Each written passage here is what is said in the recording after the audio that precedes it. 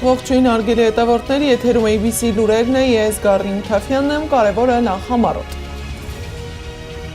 Սահմանադրություն, հրաման ու ընտրություն, Փաշինյանի ճեպազրույցի առանցքային կետերը։ Այո, ես դա համարել եմ կառավարության վարած արտաքին քաղաքականությանը հակառակ գործողություն, ես դա համարել եմ սադրիչ գործողություն եւ խնդրել եմ, որ դիմում 22 միլիոն դրամ շողակաթը լուծարելու համար կառավարությունը նոր որոշում է ընդունել։ Բաքուն Էրդողանի փեսային մեղադրում է Ադրբեջանի դեմ Արշավի համար։ Անմեղ երեխաները հրետանու եւ ռմբակոծության տակ, աշխարհաքաղաքական մեծ հաշվարկների մեջ զոհված երեխաների թիվը մնում է ստվերում։ ՄԱԿ-ի անվտանգության խորհուրդը բանաձև է ընդունել Իրանի վերաբերյալ, ինչ է պահանջում խորհրդարանը։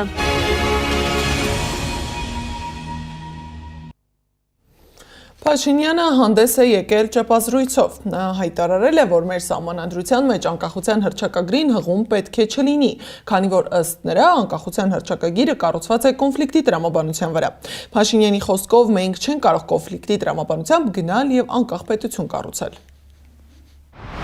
Պատարագի ժամանակ, օրինակ, ընդ որում պատարագի տեքստում այդպիսի բան չկա, ասենք պատարագի տեքստից շեղվում են եւ ասում են հղում են անում Արցախի հանրապետություն եւ այլն, շատ լավ հասկացանք։ Եկեք բոլորը սկսենք ենթադրենք հղում ենք անում Արցախի հանրապետություն։ Դա ինչ է նշանակում։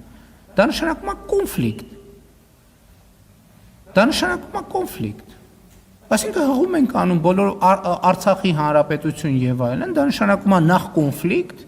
հետո եթե այդ տեսությունը մենք ворթեգրում ենք, այդ տեսության ворթեգրման ճանապարհին պետքա գնանք կոնֆլիկտի։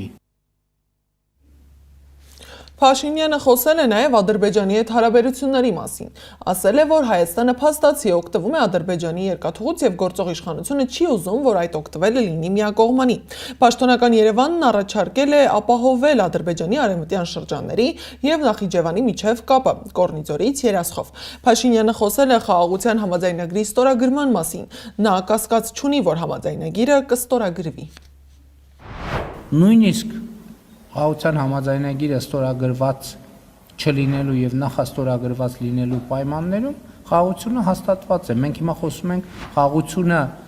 ամրապնդելու եւ խաղաղությունը հետ շրջելու անհնարինության մասին։ Եվ այս առումով ավար կարեւոր են ներքաղաքական process-ները թե Հայաստանում, թե Ադրբեջանում կարեւոր, որովհետեւ Հայաստանում էլ կան ուժեր, ենթադրում եմ Ադրբեջանում էլ կան, ճիշտն ասած Ադրբեջանի ներքաղաքական կյանքին շատ մանրամասներով ծանոթ չեմ, ովքեր այդքան էլ գոհ չեն խաղաղությամբ եւ պիտի փորձեն հետ շրջել խաղաղությունը։ Փաշինյանը հաստատել է, որ ինքն է ազատել Ցեղասպանության Թանգարան ինստիտուտի տնօրենին։ Նրա խոսքով արդեն նախկին տնօրեն Էդիտա Գզոյանը ԱՄՆ փոխնախագահ Վենսի ու կնոջ հետ Արցախի ու Ցեղասպանության մասին խոսելով կոնֆլիկտ է սադրել։ Այո, ես դա համարել եմ կառավարության վարած արտաքին քաղաքականությանը հակառակ գործողություն, ես դա համարել եմ սադրիչ գործողություն եւ խնդրել եմ, որ դիմում բերի։ Թանգարան ինստիտուտի տնօրենին աշխատանքից ազատելու մասին որոշումը մտահոգում է փորձագիտական դաշտին։ Ասում են, սա հարված է ոչ միայն ինստիտուտին, այլև հայոց պահանջատիրության, ցեղասպանության ճանաչման հարցն օրակարգից հանելու միտված քայլ։ Ինչ աղմուկ է ստեղծվել Թանգարան ինստիտուտի շուրջ ռեպորտաժում։ Սկզբում Արցախը, Հայաստանի Հանրապետությունը սա է։ Հիմա էլ հայոց ցեղասպանության հարցն է օրակարգում։ Այս համոզմունքն ունի փորձագիտական դաշտը։ Ասում են, հայկական օրակարգում վերջին տարիներին փոխվել են առաջնահերթությունները։ Արցախի հարցը աստիճանաբար դուրս է եկել ակտիվ քաղաքական քննարկումներից։ Հերթը հայոց ցեղասպանությանն է։ Հայոց ցեղասպանության թեմայի ուսումնասիրությունն ու միջազգային գիտական պայքարը տասնամյակներ շարունակ կենտրոնացած է մեկ կառույցում՝ Հայոց ցեղասպանության Թանգարան ինստիտուտում։ Այնտեղ այցելեց նաև ԱՄՆ փոխնախագահ Վենսը։ Վենս ամուսիններին հուշահամալիրում ուղեկցում էր Թանգարան ինստիտուտի տնօրեն Էդիտա Գզոյանը։ Սումգայիթի, Բաքվի, Գանձակի, Ջարդերի զոհերի հիշատակի խաչքարերի կողքով անցնելիս պատմել է այդ արյունոտ իրադարձությունների, նաև Արցախի պատերազմի մասին։ Հյուրերին փոխանցել գրքեր Արցախի խնդրի ու հայոց ցեղասպանության մասին։ Այցին հաջորդեց Փաշինյանի գնահատականը։ Տեղի են ունեցել բաներ, որ ավելի ճիշտ կլիներ տեղի չունենան, բայց դա ուրիշ խոսակցության թեմա է։ Առանձին քննարկվեց արդյոք, պարզ չէ, բայց Փաշինյանի հայտարարությանը հաջորդեց Գզոյանին պաշտոնից հեռացնելու մասին լուրը, որը նոր հարցեր է բարձրացրել։ Խոսքը պարզապես կադրային փոփոխության մասին է, թե ավելի լայն գործընթացի։ Դա գրաքննություն չի, դա հակապետական, հակասահմանադրական գործողություն է, որովհետև եթե մենք նկատենք, որ գործող սահմանադրությունը սա է, ներկա իշխանությունների գործունեությունը 3 բառով է բնութագրվում. անբարո, հակապետական, հակասահմանադրական։ Թանգարան ինստիտուտի նախկին աշխատակցի կարծիքով Գզոյանի տնօրինության 2 տարիները եղել են Թանգարան ինստիտուտի պատմության ամենաարդյունավետ տարիները բազմաթիվ ոլորտներում, գիտական հոդվածների աննախադեպ քանակ, միջազգային ու վարկանիշ ունեցող հանդեսներում։ Հայկ Մարտիրոսյանի խոսքով պատճառը պետք է այլ տեղում փնտրել։ Ըստ ամենայնի ճիշտ են պնդումները, որ նրանց հեռացնելու պատճառը Վենսի այցի ու տնօրենի իշխանության համար այդքան անցանկալի Արցախի թեմայի շուրջ զրույցն է։ Ավելին, վիդեոներից դատելով նա անգամ հանդգնություն էր ունեցել Վենսին ուղեկցելու Ադրբեջանում հայերի կոտորածները ոգեկոչող խաչքարերի մոտ ու պատմել դրանց մասին, գիրք նվիրել։ Անձամբ ես կարծում եմ, որ Վենսի այցը ուղղակի եղել է վերջին շտրիխը, քանի որ Էդիտան ի պատիվ իրեն միշտ բարձրաձայնել է Արցախի թեման, այդ ուղղությամբ մեծ ծավալի աշխատանք է իրականացրել։ Էդիտային ազատելու պատճառը վստահաբար հուշահամալիրի շինարարությունը չէ, ինչպես փորձում են ներկայացնել։ Որոշ մասնագետների կարծիքով էլ խնդիրը միայն կադրային չէ, նրանք մտահոգություն ունեն, որ նման որոշումները կարող են թուլացնել ինստիտուտը եւ մարգինալացնել ցեղասպանության թեման։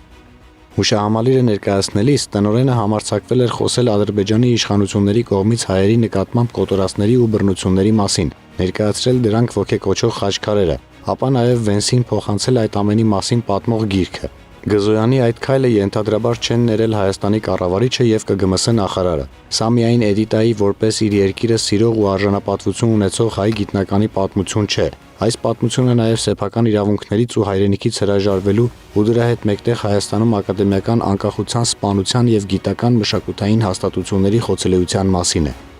Վարդանյանի խոսքով որոշումը կամայական են կայացրել, անտեսել են Հայոց ցեղասպանության Թանգարան ինստիտուտի աշխատակազմի կարծիքը, որը միասնականորեն դեմ է արտահայտվել դրան։ Ավելին, դրան կտրուկ դեմ են եղել հոգաբարձուների խորհրդի գիտական անդամները։ Որպես բողոքի նշան խորհուրդը լքել է նախագահ ֆրանսիայի պատմաբան Ռայմոն Գևորգյանը, որին հետևել է նաև խորհրդի անդամներ Հարություն Մարությանը, Հրանուշ Խարատյանը եւ Ստեփան Աստուրյանը։ Իսկ նախկին տնօրեն Հայկ Դեմոյանի խոսքով կատարվողի վերաբերյալ պետք է հայտարարություն անի Էդիտա Գզոյանը։ Այս պահին բացակա օղակը շղթայի մեջ դա Էդիտա Գզոյանի բացատրությունն է, որովհետև լինելով այդ պաշտոնին նա ուղղակի պարտավոր է հանրային բաց ձևաչափով եւ օբյեկտիվորեն անի հայտարարություն, ինչն է դրդել իրեն կամ ով է դրդել իրեն, որպեսզի նա ներկայացնի հրաժարականի կամ հեռացման դիմում։ Հայոց ցեղասպանության ուսումնասիրությունը միայն պատմության հարց չէ, այն նաև ազգային հիշողության եւ միջազգային քաղաքականության մաս է։ Իսկ թե ինչ ազդեցություն կունենա այս որոշումը ինստիտուտի աշխատանքի վրա, պարզ կլինի առաջիկայում։ Խաղաղության մասին խոսել է նաև Իլհամ Ալիևը Բաքվի 13-րդ գլոբալ ֆորումի բացման արարողության ժամանակ։ Սակայն Ալիևի ու Փաշինյանի խաղաղության մասին խոսույթը տարբեր է։ Ալիևն ասել է, որ Ադրբեջանը Հայաստանի հետ խաղաղության հասել է նախ ուժով, ապա քաղաքական միջոցներով։ Ալիևն ընդգծել է, խաղաղության հասնելը հեշտ չէ։ Մենք փաստացի խաղաղության մեջ ենք, ընդամենը 7 ամիս։ Սա հնարավոր դարձավ ուժեղ քաղաքական կամքի եւ այն ընդբռնման շնորհիվ, որ հավերժական թշնամանքն անհնար է եւ որ պատերազմը պետք է ավարտվի։ Սա երկու երկրների ընտրությունն էր։ Ես բազմիցս ասել եմ եւ երբեք չեմ հոգնի կրկնելուց, որ խաղաղությունից լավ բան չկա։ Հայաստանի հետ խաղաղության հասնելուց հետո մենք սերտորեն գործակցում ենք միջին միջանցքի նոր ճյուղ ստեղծելու ուղղությամբ։ Այս երթուղին կանցնի Հայաստանի տարածքով եւ անկախության պատմության մեջ առաջին անգամ Հայաստանը կդառնա տարանցիկ երկիր։ Այն ներկայում նման կարգավիճակ չունի։ Սակայն խաղաղության մասին հայտարարություններին զուգահեռ ադրբեջանագետն արձանագրում է մտահոգիչ փաստերը։ Դաթև Հայրապետյանն ասել է, որ վերջին 4 ամսում Ադրբեջանի պետական ազերթաջ գործակալությունը 137 հրապարակման մեջ Հայաստանի Հանրապետության տարածքը ներկայացրել է որպես Արևմտյան Ադրբեջան։ Այդ նյութերում քննարկում են մրցույթներ, հրապարակում քարտեզներ ու գրքեր, որտեղ Հայաստանը ներկայացնում են որպես հին ադրբեջանական հող։ Ադրբեջանագետի խոսքով այդ քարոզչությունը սահմանափակված չէ միայն հոդվածներ լրագրողներով։ Բաքու TV-ն արդեն 3 տարի Արևմտյան Ադրբեջանի քրոնիկա հաղորդաշարով բարբերաբար ներկայացնում է Հայաստանի Հանրապետության տարածքը որպես ադրբեջանական։ Այս ամենի ֆոնին Փաշինյանը Ստրասբուրգում հայտարարել է, որ անկախությունից հետո առաջին անգամ Ադրբեջանի տարածքով գնացք է հասել Հայաստան եւ դրա համար շնորհակալություն է հայտնել Իլհամ Ալիևին։ 2025 թվականը մեր անկախությունից, այսինքն 1991 թվականից ի վեր դարձավ առաջին օրացուցային տարին, երբ Հայաստան-Ադրբեջան հրաձգության հետևանքով ոչ զոհ է եղել, ոչ վիրավոր։ Արդեն ամիսներ սահմանամերձ բնակավայրերի բնակիչները կրակոցների ձայներ չեն լսում։ Ավելին, անկախությունից ի վեր առաջին անգամ 2025 թվականի նոյեմբերին Ադրբեջանի տարածքով անցնելով, նաև անցնելով Վրաստանի միջով գնացք եկավ Հայաստանի Հանրապետություն։ Սա կրկնում եմ, առաջին անգամ 1991 թվականից։ Սա տեղի ունեցավ այն բանից հետո, երբ 2025 թվականի հոկտեմբերին Ադրբեջանի նախագահը հայտարարեց, թե վերացնում է Ադրբեջանի տարածքով դեպի Հայաստան երկաթուղային փոխադրումների սահմանափակումները եւ ես Ադրբեջանի նախագահին շնորհակալ եմ նման որոշման համար։ Շնորհակալության խոսքերն ուղղված էին Ալիևին, իսկ մեղադրանքները եպիսկոպոսներին։ Նա խոսել է Բագրատ Սրբազանի եւ Սրբազան պայքարի մասին։ Փաշինյանն ասել է, թե Հայաստանում շարժում էր սկսվել պահանջելու համար ոչ միայն չիրականացնել սահմանազատում, այլև ըստ էության ակտիվացնել Արցախի շարժումը։ Տասնյակ հազար քաղաքացիներ տրվելով բարձրաստիճան հոգևորականների եւ նրանց աջակից ընդդիմադիր ուժերի կողմից իրականացվող ապատեղեկատվության արշավին, ովքեր պնդում էին, թե Հայաստանի կառավարությունը պատրաստվում է Հայաստանի ինքնիշխան տարածքներ եւ դրանցում գտնվող հնամյա եկեղեցիներ ու բնակավայրեր զիջել Ադրբեջանին, դուրս էին եկել փողոց։ Ելույթին անդրադարձել է Հայաստանի նախկին արտգործնախարար Վարդան Օսկանյանը։ Նրա խոսքով բոլոր նրանք, ովքեր դեռ կասկած ունեն, որ թե պատերազմից, թե հետպատերազմական արհավիրքներից, Արցախի հայաթափումից, Հայաստանի սուվերեն տարածքների օկուպացիայից եւ Ադրբեջանի բոլոր պայմաններին հնազանդորեն համաձայնելուց կարելի էր խուսափել, եթե պետության ղեկին կանգնած մարդը որևէ պատկերացում ունենար, թե ինչ բան է դիվանագիտությունը, արտաքին քաղաքականությունը եւ ինչ արժեք ունի խոսքը, պարզապես պետք է լսեն Փաշինյանի ելույթը, հատկապես հոգևորականների մասին հատվածը։ Օսկանյանի խոսքով ծիծաղելի է գնալ Եվրոպական խորհրդարան ու այսպիսի ելույթ ունենալ։ Մարտը 2018-ից ի վեր ոչ Արցախի բանակցային գործընթացում, ոչ պատերազմից առաջ, ոչ դրա ընթացքում, ոչ դրանից հետո եւ ոչ էլ մինչեւ այսօր չի հասկացել, թե որտեղ ինչ կարելի է ասել, ինչ չի կարելի ասել, ինչ են քեզնից ակնկալում, ինչը որևէ մեկին չի հետաքրքրում եւ ինչն է մատնում քո թուլությունը, տգիտությունը, վախերը եւ պարզ տկարամտությունը։ Ինչու է Հայաստանը հայտնվել այս վիճակում։ Հարցի պատասխանը հենց այս պարզ իրականության մեջ է։ Այսօր տեղի է ունեցել կառավարության հերթական նիստը։ Օրակարգում 34 հարց էր, որից զեկուցվող էր ընդամենը 3-ը։ Իսկ դրսում ակցիա էր։ Միասնության թևեր քաղաքական նախաձեռնության անդամները կառավարությանը փոխանցել են հիմնավորված փաստաթուղթ, որը վերաբերում է Հայաստանի ինքնիշխան տարածքում 2025 թվականին Ադրբեջանի իրականացրած նոր ներխուժումներին, դիրքային բարելավումներին եւ ամրացման աշխատանքներին։ Փաստաթուղթը ներառում է նաեւ կոորդինատային տվյալներ։ Խաղաղություն երբևիցե չի լինելու, որովհետև սրանք են իշխանության։ Ու խաղաղությունը Ադրբեջանն է այսօր թելադրում։ Այսօր իրան պետք է որ խաղաղության անվան տակ մեզի թմրեցնի, իր քայլերը անի, որպեսզի մի անգամից շատ արագ կարճ հարցի լուծումը ունենա։ Այսինքն նրանք վերջնակ նպատակը այդ բարձունքները չեն, եթե վերցնեք մենակ բարձունքները չեն։ Նրանց նպատակը Հայաստանի Հանրապետություն պետությունը որպես այդպեսին ոչնչացնելն է։ Իսկ այդ ընթացքում ներսում քննարկում էին շողակաթ հեռուստաընկերության հարցը։ Կառավարությունը որոշում է ընդունել, ըստ որի շողակաթ հեռուստաընկերության լուծարման գործընթացն ավարտին հասցնելու համար կհատկացնեն 22 միլիոն դրամ։ Մեկ այլ որոշմամբ էլ կառավարությունը պետական աշխատողներին կրկին լրացուցիչ կվարձատրի։ Այդ նպատակով պետական բյուջեից կհատկացվի մոտ 4.6 միլիարդ դրամ։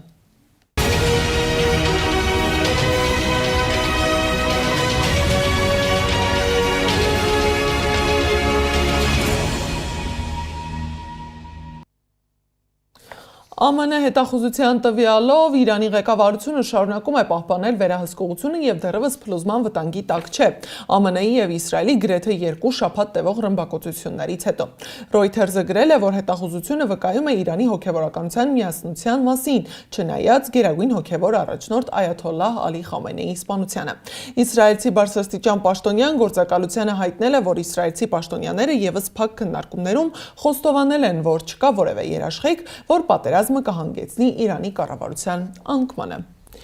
ՄԱԿ-ի անվտանգության խորհուրդը բանաձև է ընդունել, որով պահանջում է Իրանից անհապաղ դադարեցնել մի քանի արաբական պետությունների վրա հարձակումները։ Փաստաթղթում թվարկված են Պարսից ծոցի եւ Մերձավոր Արևելքի մի քանի երկրներ, որոնք թիրախ է դարձրել Իրանը։ Սակայն բանաձևում չեն նշվում ԱՄՆ-ի եւ Իսրայելի գործողությունները։ Ընդունված բանաձևը դատապարտում է Բահրեյնի, Քուվեյթի, Օմանի, Քաթարի, Սաուդյան Արաբիայի, Միացյալ Արաբական Էմիրությունների եւ Հորդանանի թիրախների վրա Իրանի հարվածները եւ պահանջում է դրանց անհապաղ դադարեցում։ Սակայն Իրանը մերժել է բանաձևը։ ՄԱԿ-ում Իրանի մշտական ներկայացուցիչ Ամիր Սայիդ Իրավանին անվտանգության խորհրդի հակաիրանական բանաձևն անվանել է ծանր անարդարություն եւ հայտարարել, որ Թեհրանը չի ճանաչում այդ փաստաթուղթը։ Նա ասել է, որ չնայած այսօր թիրախը Իրանն է, վաղը ցանկացած այլ անկախ պետություն կարող է թիրախ դառնալ։ Մինչ աշխարհը խոսում է քաղաքականության, բիզնեսի ու ռազմավարությունների մասին, պատերազմի ամենացավոտ կողմը մնում է ստվերում։ Այս բոլոր պատերազմների ընթացքում մեծերի հետ հավասար տառապում են երեխաները, որոնք տեղի ունեցողի համար վճարում են սեփական մանկությամբ ու կյանքով։ Անմեղ երեխաները հրետանու եւ ռմբակոծության տակ են։ Աշխարհաքաղաքական մեծ հաշվարկների մեջ էլ զոհված երեխաների թիվը մնում է ստվերում։ Նախորդ 6 տարվա ընթացքում մոլորակի տարբեր անկյուններում պատերազմներ են, որոնք խլել են հազարավոր մարդկանց կյանքեր։ Արցախից Ուկրաինա, Գազայից Սուդան, Միացյալ Նահանգներից Իրան ռազմական հակամարտությունները հազարավոր մարդկանց կյանք են խլել, բայց այդ թվերի մեջ սարսափելի մի վիճակագրություն կա՝ պատերազմներում զոհված երեխաների թիվը։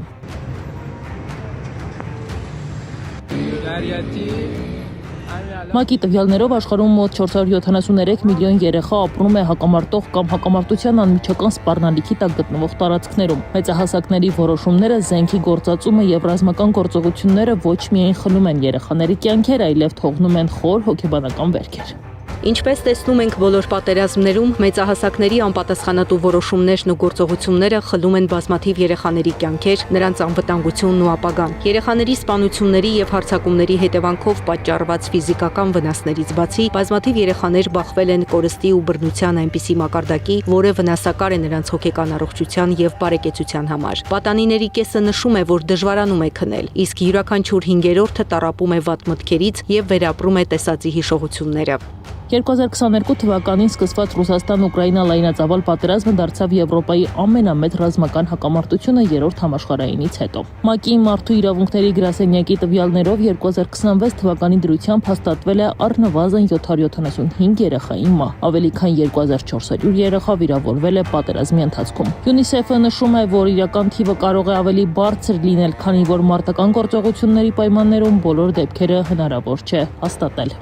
Ուկրաինայում դպրոց հաճախող երեխաների գրեթե կեսը զրկված է դասերին ֆիզիկապես մասնակցելու հնարավորությունից, իսկ ամբողջ երկրում մոտ 1 միլիոն երեխա ընդհանրապես չի կարողանում առերեստ մասնակցել ուսուցման գործընթացին անվտանգության խնդիրների պատճառով։ Ուկրաինայի երեխաներին հրատապ անհրաժեշտ է անվտանգություն, կայունություն, անվտանգ կրթության հասանելիություն, երեխաների պաշտպանության ծառայություններ եւ հոգեսոցիալական աջակցություն, բայց ամենից առավել Ուկրաինայի երեխաներին անհրաժեշտ է խաղաղություն։ 2023 թվականի հոկտեմբերին սկսված Իսրայել-Գազա պատերազմը երեխաների համար դարձել է վերջին տասնամյակների ամենաողբերգական հակամարտություններից մեկը։ Միջազգային կազմակերպությունների տվյալներով պատերազմի ընթացքում Գազայում մոտ 22000 երեխա է զոհվել, իսկ ավելի քան 44000 երեխա վիրավորվել կամ հաշմանդամություն է ձեռք բերել։ ՄԱԿ-ի զեկույցներում նշվում է, որ վերջին տարիներին որևէ հակամարտությունում այսքան երեխա չի զոհվել։ Բացի ֆիզիկական վնասներից, միլիոնավոր երեխաներ ստիպված են եղել լքել իրենց տները, կորցրել են կրթության հասանելիությունը եւ ապրել երկարատև հոգեբանական տրավմայի պայմաններում։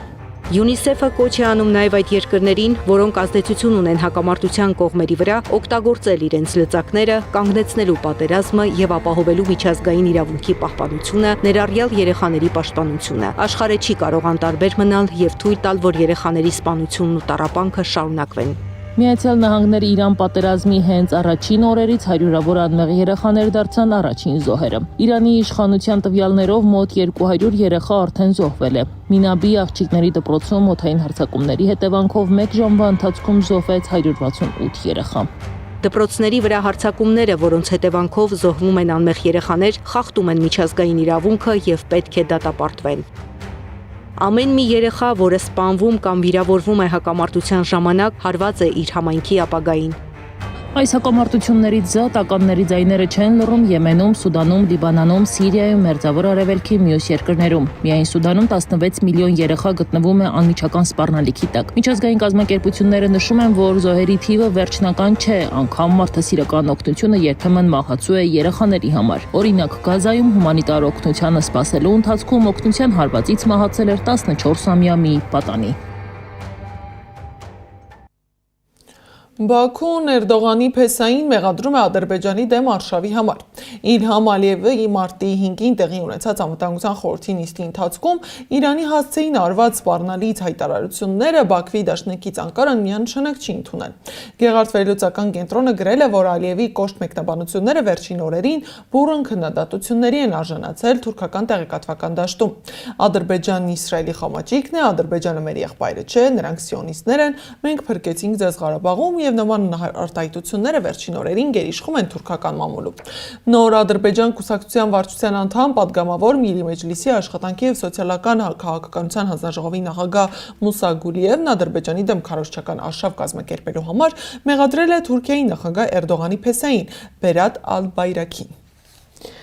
Եվ վերջում YouTube-ը դարձել է աշխարհի ամենամեծ մեդիա ընկերությունը։ Alphabet-ը YouTube-ի մայր ընկերությունը անցյալ ամիս հայտարարել է, որ ընկերությունը 2025-ին ունեցել է ավելի քան $60 միլիարդ եկամուտ, գերազանցելով Walt Disney Company-ին։ Ընկերության արժեքը կազմում է մոտ 500-ից 560 միլիարդ $, ինչը զգալիորեն գերազանցում է ավանդական մեդիա ընկերությունների արժեքը։ Ամենամոտ մրցանակիցը Netflix-ն է, որի շուկայական արժեքն այս պահին կազմում է մոտ $409 միլիարդ։ Այս ժամի համար նախատեսել էինք այսքանը, շարունակեք հետևել մեզ YouTube-ում, Facebook-ում, Telegram-ում, WhatsApp-ում, Instagram-ում ու TikTok-ում կամ այցելեք մեր պաշտոնական կայք www.abcmedia.am։ Լուրերի գլխավոր թողարկումը ժամը 18-ին է, եթերում կլինի Աննա Սարգսյանը։